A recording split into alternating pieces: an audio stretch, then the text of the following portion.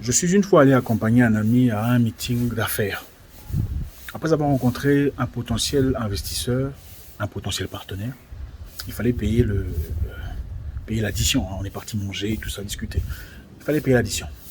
Il a décidé de payer l'addition pour tout le monde. Mais ce qui était remarquable, quand la fille est venue avec l'argent, la serveuse, après avoir compté, la serveuse a donné beaucoup plus d'argent qu'il ne fallait. Moi, j'ai vu.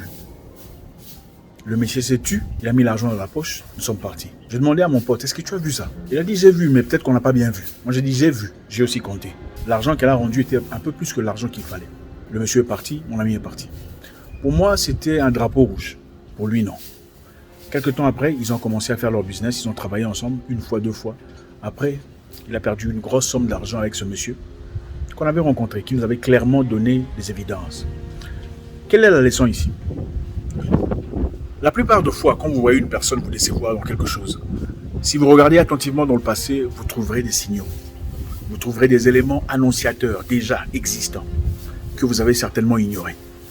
La plupart de gens qui vous font mal aujourd'hui, qui vous déçoivent, un ami, un proche, une personne, un correspondant, si vous êtes attentif, même un amoureux, si vous êtes attentif à ce qui s'est passé dans le passé, à leurs histoires, à leur façon de raconter, à leur narration, à leurs actes, vous verrez quelque part des éléments qui annonçaient déjà ce que vous avez choisi d'ignorer.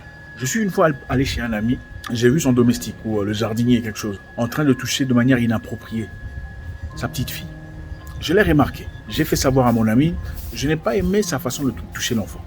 Sa réaction était un peu épidermique. J'avais réalisé qu'il n'aimait pas, il n'a pas beaucoup apprécié. Il m'a dit, tu vois un peu trop les choses dans les choses. Ce n'est peut-être pas ça. Quelque temps plus tard, on a attrapé le monsieur en train de vraiment toucher la petite de manière inappropriée. Ça aurait bien pu être évité. Je ne dis pas qu'il aurait dû m'écouter, mais c'est pour dire que les gens vous annoncent toujours ce qu'ils sont en réalité. Si vous faites attention, vous regardez profondément, vous réaliserez que cette personne, ce qu'elle est en train de faire aujourd'hui, elle m'a annoncé. Malheureusement, ce qu'on fait généralement, c'est quoi? Quand on rencontre quelqu'un de bien, quelqu'un qui coche tous les... qu'on cherchait, on se dit, c'est parfait, c'est trop beau, c'est trop bien. On ne veut pas jeter ça par la fenêtre. On ne veut pas de soi-même gâcher cette opportunité. On se dit, non, il est bien, peut-être que c'est moi qui ai tort. Peut-être que c'est moi qui regarde un peu trop dans les choses. Peut-être que c'est même pas ça sa réalité. Peut-être que c'est moi qui je me trompe. Et profondément, même sans le penser, on souhaite que ce soit différent.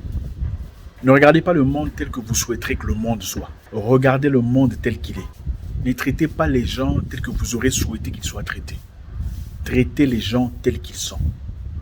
Quand vous parlez à une chèvre, lui demandant d'entrer à la maison, il n'entrera pas à la maison. La meilleure façon de faire entrer la chèvre à la maison le soir, c'est de tirer sur sa corde.